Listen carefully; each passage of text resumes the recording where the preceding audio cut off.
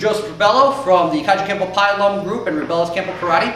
And we're here to go over and continue our journey through the buckling Pai Kenpo, or the White Lotus family Kenpo techniques. And again, Kenpo means the law of the fist, in the Mandarin Chinese pronunciation, Chuan Fa.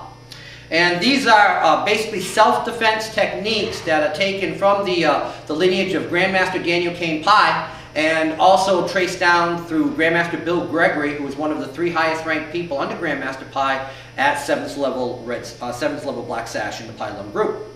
Now, at this point, we're going to be going through the second technique, which is known as yielding fire. And again, yielding, the arm is yielding, dropping down. As the opponent yields to the force of the blow, you're struck with the fire. Again, the fire of the fingertips striking to the eyes, various aspects regarding that. Without further ado, let's go into yielding fire. Okay, let's continue on our journey through yielding fire. Assisting me will be Mr. Raymond Ramus. Before we go into the defense, we really have to explain the attack. When you see it listed, it's listed as Japanese stranglehold. And there's a couple of variations taught on this particular attack, and we're going to address each one of them. Raymond, if you'll come on over, please. I'm going to have Raymond take a knee just to explain this. So drop the one knee, sir. Alright, just to explain in the basic understanding of the 2 basic attacks, I'm going to deal with the Japanese stranglehold. The first one is known as a rear naked strangle in other disciplines. That means that you're going to take one arm and you're going to make sure that the radial bone along the top of your arm is placed directly across the throat of your opponent, crushing the esophagus and the trachea. Again, the esophagus being the food tube, the trachea being the air tube. Now note, this is a choke, not a strangle, as listed. A strangle deals with blood along the sides of the neck with the carotid artery and jugular vein. If we were to truly do a naked strangle, then we would utilize the fold of the arm, place it across the trachea and esophagus so that the upper bicep area and the radial bone would be putting direct unilateral pressure on each side of the opponent's neck, thereby strangling off the blood, like so. Now, again, they didn't call him the Boston Choker, they called him the Boston Strangler. But when that particular criminal utilized a scarf or rope to choke a person to death or strangle them to death, both occurred. So in this case, the naked strangle is going to go directly across the radial bone is going to go directly across the throat. The other hand is grabbing like here in what we call the grappler's handshake, and then squeeze and compress.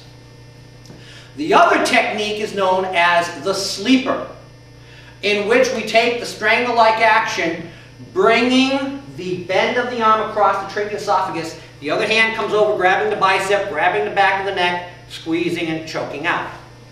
In this case, creating the true strangle action. Oh.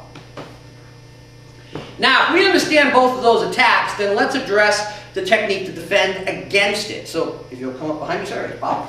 Come on up behind me. So now in this case, Raymond comes up behind me and he takes his right arm and wraps it across my neck. He takes his left hand and grabs in the grappler handshake, palm facing up.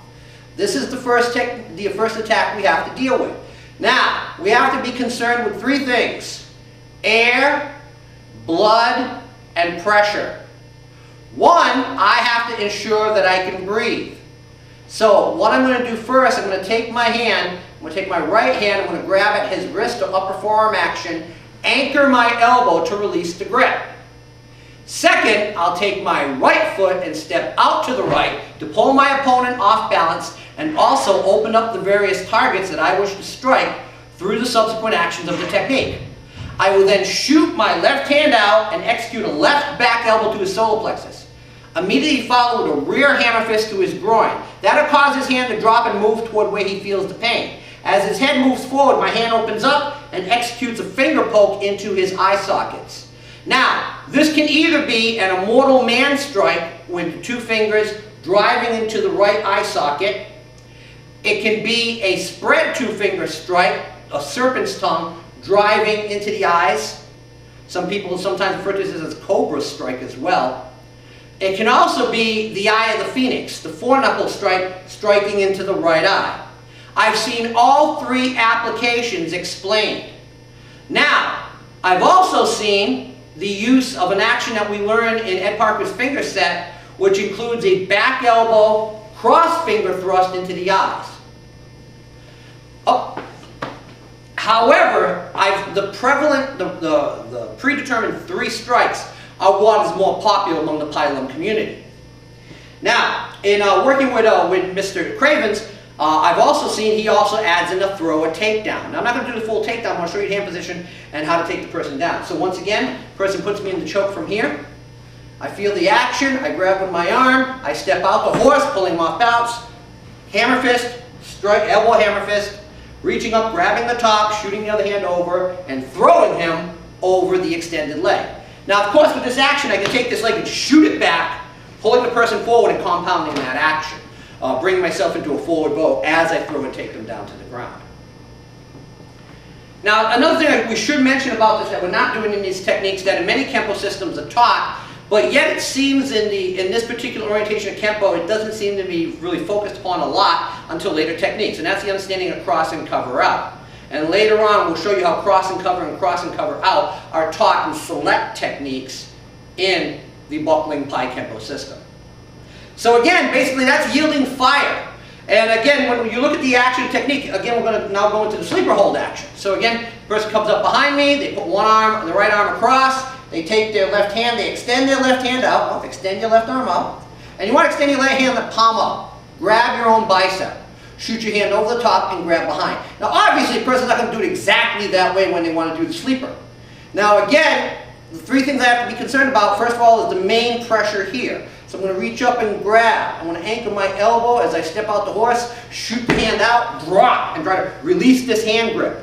I've been told certain times that there's no way to get out of a sleeper hold. Believe me, there are several ways. We're not going over them right now, but there are ways to get out. Shooting your hand out to get proper travel, rear back elbow to the solar plexus, rear hammer fist to the groin, hand drops down, pow, there's your eye shot. That's the key. Striking down to the groin, pow, there's again the tongue of the serpent. Striking down to the groin, phoenix eye into the eye. And like I said, if you release this hand, wham, you can strike another back elbow and strike with the cross elbow, the back elbow with the cross hand strike, over the shoulder strike.